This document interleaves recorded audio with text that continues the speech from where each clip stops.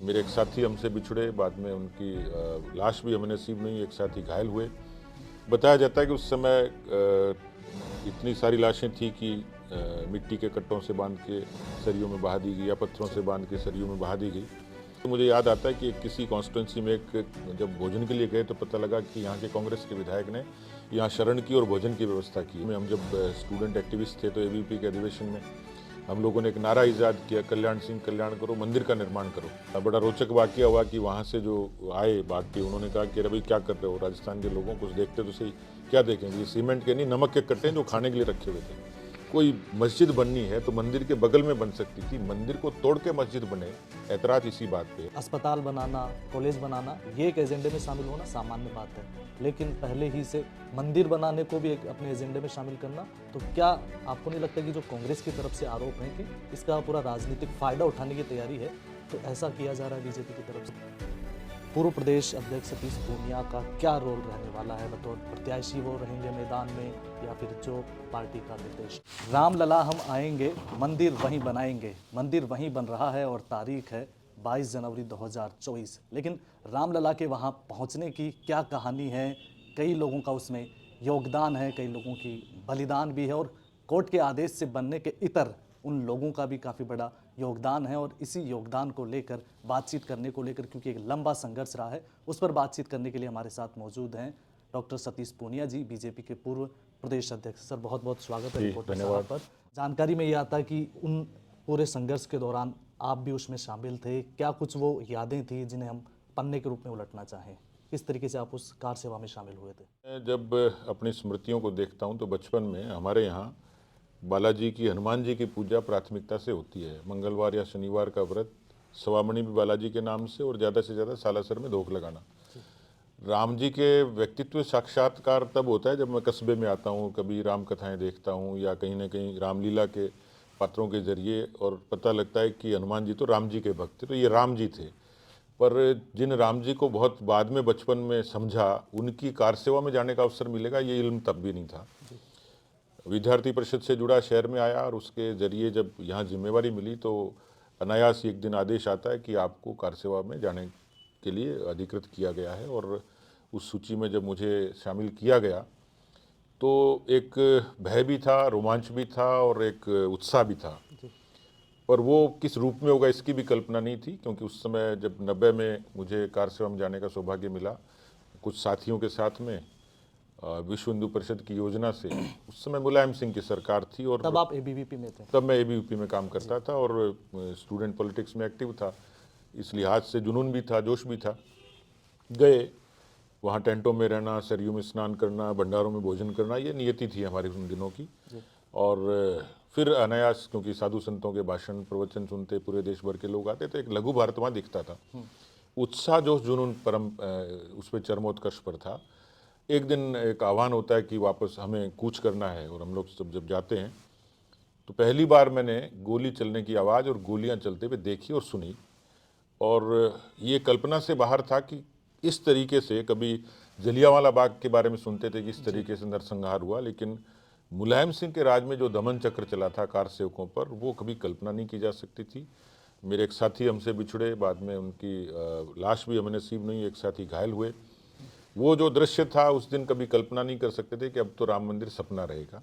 एक अवसर फिर आया 1992 में, लेकिन तब उससे तक पहले इस बात पर जाना चाहेंगे, डायरेक्ट आप वहाँ अयोध्या पहुँचे या फिर उस बीच में किस तरीके का स्ट्रगल? हाँ, वो अद्भुत था। यानी वो तो कहीं स्मृतियों में संजो के रखने लायक है, क्योंकि उस ज़माने में मोबाइल नहीं था और हमें बताया गया कि इतने लोग इस ट्रेन से जाएंगे। एक कागज़ पे नक्शा बताया कि ऐसे कोई स्टेशन से पहले आपको एक संकेत बताया कि वहाँ चैन पुलिंग करनी है। मैंने जीवन में पहली बार चैन खींची। उसके बाद लगभग जो याद आता है कि शरण लेते लेते 250 किलोमीटर चले, पैदल चले आप? पैदल चले। और रास्ते में जिस तरीके से अनुभव थे कि इतने दहशत के बीच में, दमन के बाद में, इतने पहरे के बाद में, क्योंकि मुलायम सिंह जी का दावा था कि कोई परिंदा पर नहीं मार सकता, तो ये चैलेंज था विश्व हिंदू परिषद के लिए, सनातन के लोगों के लिए, राम के आस्थावान के लिए। तो बहुत लंबी कहानी है, लेकिन रास्ते में जिस तरीके से लोगों ने राम जी के कार सेवकों का सत्कार किया वो अद्भुत था। जिनके पास रूखा सूखा था वो भोजन मिलता था, सत्कार करते थे, कभी साइकिल से जाते थे, कभी पैदल जाते थे, कभी चुपते थे। उस दौरान कांग्रेस विधायक का भी आपने कोई किस्सा हाँ, बताया, वो क्या? जो 90 की कार सेवा में तो शायद जाति और पार्टियों के भेद टूट गए थे, और इसलिए राम जी के प्रति, मुलायम सिंह की उस सरकार के प्रति आक्रोश था, और कार सेवकों के प्रति एक श्रद्धा थी। तो उस नाते मुझे याद आता है कि किसी कॉन्स्टिट्यूंसी में जब भोजन के लिए गए तो पता लगा कि यहाँ के कांग्रेस के विधायक ने यहाँ शरण की और भोजन की व्यवस्था की है। तो थोड़ा आश्चर्य होता था, लेकिन ऐसा हुआ। ऐसे ही कुछ पुलिस के लोग बड़ा उस समय सहयोग करते थे, दमन के बावजूद भी।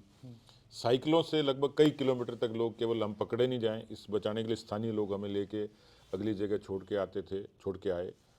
तो कुल मिलाकर वो 250 किलोमीटर चल के बाराबंकी से लेके हम लोग अयोध्या तक और सुरक्षित पहुंचे, टेंटों में रहते थे, और वही दिनचर्या सब रहती थी।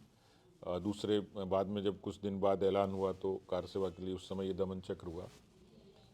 लेकिन इस तरीके का दमन चक्र इतिहास में सुना जाता है, पर वो प्रत्यक्ष देखा। वो मंजर कैसा था जब सरकार की तरफ से ये ऐलान होता है कि जो भी कार सेवक हैं उनके ऊपर गोलियां चलना शुरू होती है, आपके साथ के कई लोग अपनी जान गंवाते थे, फिर वापस वहाँ से लौट कर आना और उन लोगों के साथ जब आप गए थे उनकी लाशें लेकर आना, कैसा इमेजिन करते हैं आप? देखिए वो क्योंकि जो मैंने कहा कि सब अनायास घटित हुआ, गोलियां चलने लगी, आवाज़ें आती थी, एकदम दहशत का माहौल हो गया। बहुत जिस तरीके का दृश्य था उसकी तो कल्पना करके रोंगटे खड़े हो जाते हैं। जो मैंने कहा कि मेरे एक साथी रामोवतार सिंगल बिल्कुल बगल में थे, इधर एक नंदलाल जी थे, उनको गोली आर पार हो गई।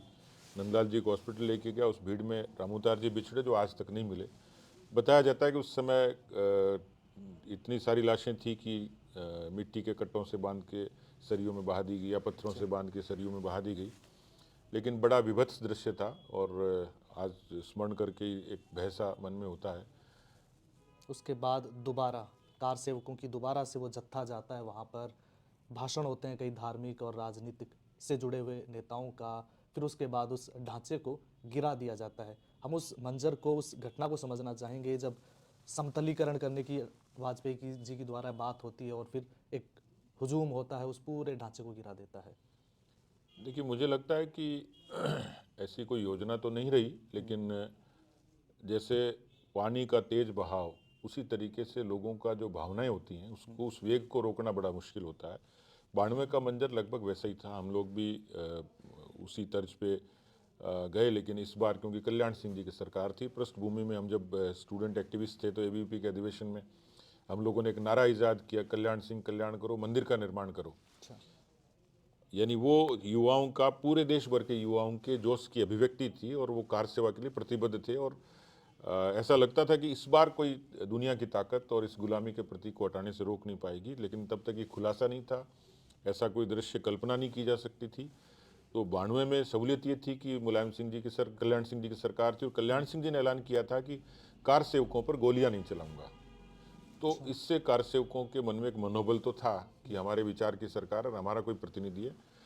और वहाँ पहुँचे, टेंटों में रहे, वहाँ जो सारे धार्मिक उपक्रम होते थे, साधु संतों के प्रवचन होते थे, देश भर के सामाजिक राजनीतिक लोगों के भाषण होते थे, उसका आनंद लेते थे, सरयू के स्नान का आनंद लेते थे।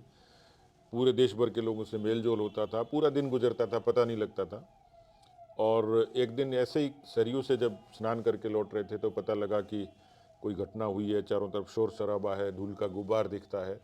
तो हम लोग भी भागे और देखा तो काफ़ी लोग उस ढांचे पे चढ़े हुए हैं, जिसके हाथ में जो था उससे तोड़ने की कोशिशें हो रही हैं। किसी ने रस्से लगा के उसको तोड़ने की कोशिश की, खींचने की कोशिश की। हजारों की संख्या में लोग थे, और इसलिए उस जुनून ने उस ढांचे को ढा दिया।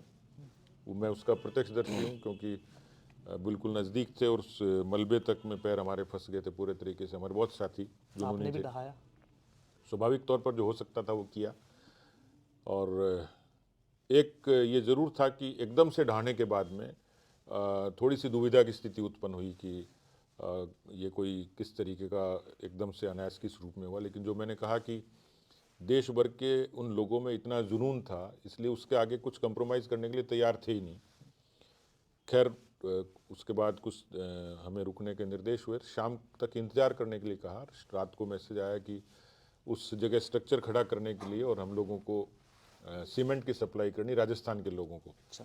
क्योंकि मैं एबीवीपी की टीम को लीड कर रहा था, तो मैंने कहा भाई अब अपने को जो ही आदेश मिलेगा तो अपन सीमेंट पहुंचाएंगे। साथ ही आगे हमने कट्टे पहुंचाने शुरू किए, लेकिन कुछ समय के बाद में बड़ा रोचक वाकया हुआ कि वहाँ से जो आए भाग के, उन्होंने कहा कि अरे भाई क्या कर रहे हो, राजस्थान के लोगों कुछ देखते तो सही। क्या देखेंगे, ये सीमेंट के नहीं नमक के कट्टे जो खाने के लिए रखे हुए थे। तो ये बड़ा रोचक जोश वाकया इतना हुआ। ज्यादा जोश था। के कारण, जोश इतना था कि देखा नहीं क्या था कि बस अपने यत्न से और मंदिर बन जाए राम जी का। अब 22 जनवरी का दिन हमारे जैसे लोगों के लिए ऐतिहासिक होगा कि जिसकी कल्पना नहीं की जा सकती थी वो काम होगा। तो मुझे लगता है कि हम जैसे असंख्य, और मैं तो क्या जो दुनिया में नहीं रहे ऐसे तमाम कारसेवकों की आत्मा भी मुझे लगता है प्रसन्न होगी। वो एक तरीके से पितृ होके आशीर्वाद दे रहे होंगे मोदी जी को। बिल्कुल, वही मैं आपसे जानना चाहूँगा कि 20 से 30 साल का वो स्ट्रगल, और उसमें आप पर्सनली इन्वॉल्व हुए, घंटों महीनों पैदल चले आप, उस ढांचे को ढहाने में भी आपका योगदान रहा। अब जब तसल्ली से आप कभी बैठते हैं राम मंदिर बनने की या फिर उस पूरी परिकल्पना के बारे में सोचते हैं कि अब बन रहा है, बस उद्घाटन होना बाकी है, तब कैसे मन में भाव आते हैं? देखिए, पहली बार जब प्रधानमंत्री जी ने शिलान्यास किया और सरकार आई, देखिए राम मंदिर का निर्माण जनसंघ और फिर बीजेपी के एजेंडे में तो था ही था। विवशता ये थी कि हमें उतना बहुमत नहीं था, राज्य में हमारी सरकारें नहीं होती थी। लेकिन लोकतंत्र में और जनता के एजेंडे पर या एक बहुसंख्यक समाज के लिए, आस्थावान लोगों के लिए उस एजेंडे पे काम किया जाए। कई बार आशंका होती थी कि बहुमत भी होगा तो सरकार करेगी कि नहीं करेगी, होगी तो कैसे होगी, कानून का रास्ता क्या होगा। लेकिन भारत की न्यायपालिका भी महान है कि उसने बहुत तार्किक रूप से, जो लोग ये कहते थे कि यदि राम मंदिर बन गया तो देश में गृह युद्ध हो जाएगा, खून की नदियां बह जाएंगी, देश के सभी समाज के लोगों ने इस देश के लोकतंत्र को कितनी ताकत दी, आप अंदाज लगाइए कि पत्ता भी नहीं हिला। और बहुत सहजता के साथ कानून के रास्ते से, सरकार के सहयोग से, मोदी जी के नेतृत्व में किसी को यश मिलना होता है, शायद ये मोदी जी के भाग्य में लिखा होता है। क्योंकि अडवाणी जी ने खुद ने कहा है कि राम जी का काज शायद मोदी जी को ईश्वर ने इसीलिए इस जगह यहाँ पहुँचाया है। तो मुझे लगता है कि हर चीज़ का एक संयोग होता है, और वो संयोग अब उपस्थित हुआ।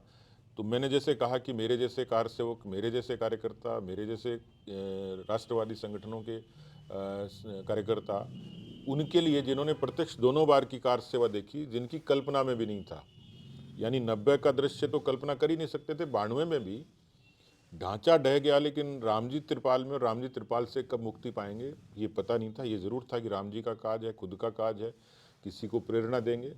लेकिन मोदी जी को इसका कारक बनाया, और ये संयोग ही है, कि देव दुर्लभ जैसा संयोग है कि उनकी सरपरस्ती में, उनके नेतृत्व में, और केवल देश के लिए नहीं, केवल हिंदू समाज के लिए नहीं, जो भारत को मानते हैं, जो राम को मानते हैं, मुझे लगता है इससे बड़ा कोई उपहार नहीं हो सकता जीवन का, इससे बड़ा कोई उल्लास नहीं हो सकता, इससे बड़ी कोई उपलब्धि नहीं हो सकती। और मैं तो व्यक्तिगत रूप से भी स्पंदित हूँ, क्योंकि दोनों बार की कार सेवा का साक्षी रहा हूँ।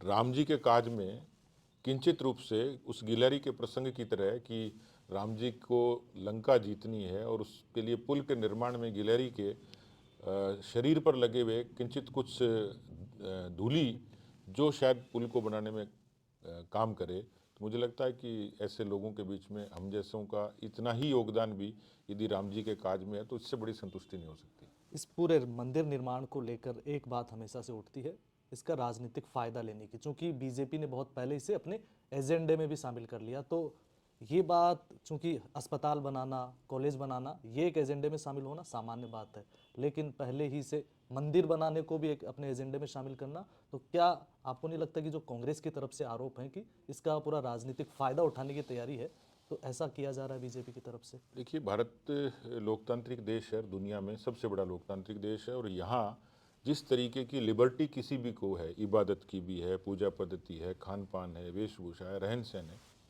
मुझे लगता है कि दुनिया का अनूठा देश है। मुसलमान जो समाज के लोग हैं वो पैगंबर को मानते हैं, उसकी इबादत करते हैं। क्रिश्चियन ईसा मसीह को मानते हैं। तो भारत के लोग, सनातन हिंदू समाज यदि राम को मानता है तो उसमें कोई गुनाह नहीं है। दूसरा, राम केवल राजनीतिक नहीं है, बल्कि केवल नहीं, राजनीतिक है ही नहीं, राम तो आस्था से जुड़ा हुआ है। हिंदुस्तान का मुसलमान भी राम राम का जवाब देता है, हिंदुस्तान का क्रिश्चियन भी जयराम जी की बोलता है। इसलिए मुझे लगता है कि कांग्रेस की जो देखने की निगाह थी, वोट बैंक की राजनीति का जो उनका पक्ष था, उसी ने उनको विवश किया कि राम जी के काम में रोड़े अटकाए, राम सेतु के प्रसंग में हलफनामा दिया राम जी के विपरीत कि कोई काल्पनिक पात्र थे। तो मुझे लगता है कि कांग्रेस के लिए तो ये एजेंडा सूट करता है, लेकिन हम जो राष्ट्रवाद की बात करते हैं, उस राष्ट्रवाद में राम राज्य की भी करीब परिकल्पना है, उसमें ग्रामीण स्वराज्य की भी परिकल्पना है, उसमें सांस्कृतिक उत्थान की भी बात है जो राम से जुड़ी है। इसलिए किसी को लगता होगा कि राम के नाम पर हम राजनीति कर रहे हैं, हम राम के नाम पर राजनीति नहीं करते, हम राम के रास्ते पर राजनीति कर रहे हैं, और इसलिए उनको परहेज होता होगा। लेकिन इस देश में यदि वेद उपनिषद और पुराणों की मान्यता हो जाए तो गलत क्या है, इस देश में यदि धार्मिक सांस्कृतिक केंद्रों की स्थापना हो जाए तो गलत क्या है। इस तरीके के गुलामी के प्रतीक हटके वहाँ पर, क्योंकि जिस समय वो समय ऐसा था कि जब मुगलों ने हमला किया, कोई देश का हिस्सा नहीं छोड़ा, किसी भी मूर्ति का उन्होंने अंग भंग नहीं किया हो। क्या कारण था, क्या जरूरत थी? कोई मस्जिद बननी है तो मंदिर के बगल में बन सकती थी, मंदिर को तोड़ के मस्जिद बने। ऐतराज इसी बात पे है, और इसलिए मुझे लगता है कि वो कुछ भी कहते रहे, लेकिन राम हमारे लिए आस्था के प्रतीक भी हैं, राम हमारे सांस्कृतिक एक लोक जागरण का प्रतीक भी है, और उसको लोग राजनीति से जोड़ें तो उनका नज़रिया है।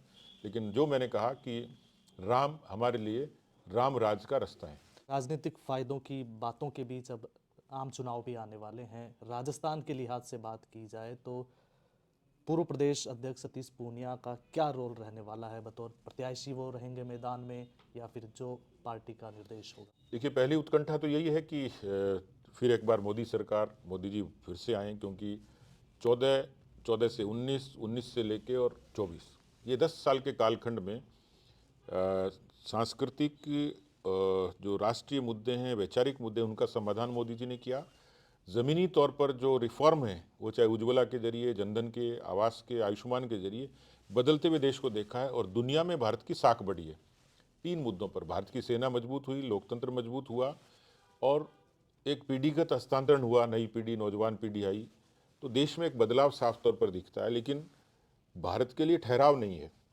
लोकतंत्र की ताकत को मजबूती मिली, स्वाभिमान बढ़ा, और मुझे लगता है कि दुनिया की अब एक तरीके नक्शे पे भारत की धाक हुई है। और जो कहा जाता है कि भारत दुनिया की आर्थिक, सामाजिक और राजनीतिक ताकत बने, ये प्रक्रिया में है, और उस प्रक्रिया में सबसे बड़ा योगदान प्रधानमंत्री मोदी जी का है। मोदी जी देश का फिर नेतृत्व करें। एक कार्यकर्ता के नाते, नेता के नाते पहली प्राथमिक उत्कंठा यही है कि इस काम में जितना मैं सहभागी हो पाऊँ, इसलिए 25 सीटें कैसे आएँ, उसमें मेरा योगदान कैसे हो, पार्टी मुझे कैसे उपयोग करे, यही प्राथमिकता है कि 25 सीटें जीतें, मोदी जी फिर से प्रधानमंत्री बने। उसमें मुझे पार्टी जो भूमिका देगी, कार्यकर्ता के नाते, नेता के नाते, मैं वो काम करूँगा। बहुत बहुत धन्यवाद। ये थे डॉक्टर सतीश पूनिया जी, जिन्होंने अपने कार सेवक के जो अनुभव हैं वो भी हमसे साझा किए, और आगामी दिनों में जब वो चुनाव में बतौर भारतीय जनता पार्टी के नेता के रूप में जाएंगे, उस दौरान उनकी क्या कार्यशैली रहने वाली है उसको लेकर भी हमसे अपने विचार साझा किए। धन्यवाद। देखते रहिए रिपोर्टर साहब।